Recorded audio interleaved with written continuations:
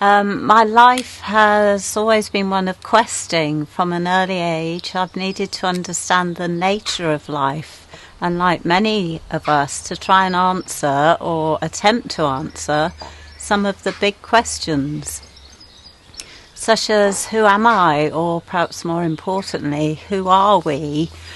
My work as a practitioner of 5 elements acupuncture has probably, out of everything, been my biggest teacher. The way of 5 elements, which is our connection with the natural world, which perhaps some of us have forgotten about, it's a largely unknown way of teaching, and this which I considered to be such a beautiful way, has prompted me to start to attempt to share it. I've begun by the writing of my first book called Rivers of Light.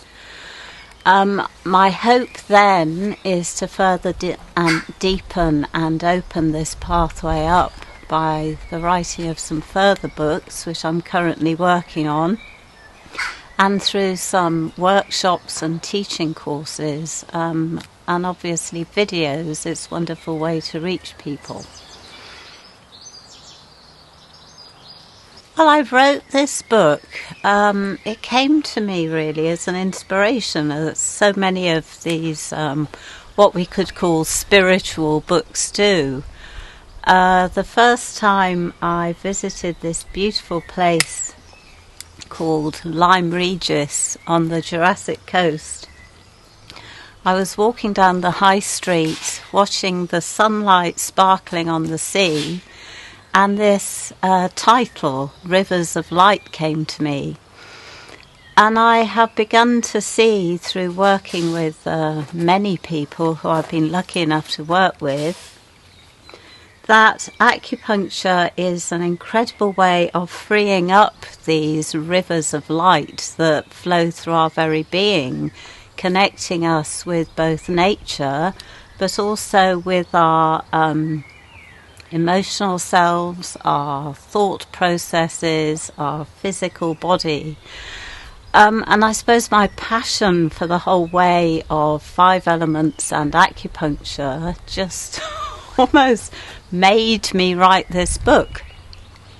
This book I see as a sort of core for lots of other teaching books and, as I said, videos and courses. So this is the hub. This is the starting point. We've begun to learn and understand a lot about the Hindu chakra system, but very little is yet known about the meridian system. So it's such a beautiful way, such a beautiful teaching, that I'm really happy to just be a person in a long lineage of very wise people. Not saying I'm wise, but the teaching is wise. Love to share it, really want to share it.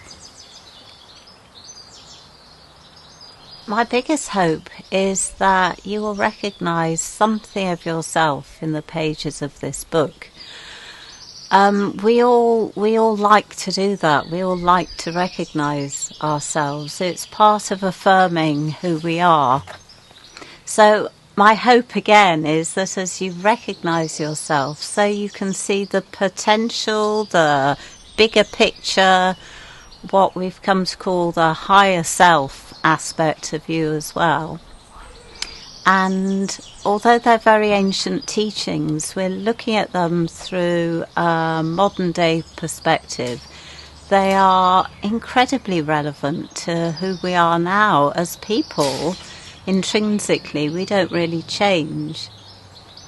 But we have the capacity to make choices and alter our relationship with ourselves and our own life. So my hope, as I said again, is that you will recognise yourself, and it will give you a little bit of, again, it's too big a word to say a healing path, but there is the essence of that. my training as a spiritual teacher and acupuncturist has just taught me how to help to guide people through their own blocks and obstacles and become a bit freer. This is what we all want, really. We want to become free, to be who we truly are. We want to be happy, we want to be free. So that's my hope.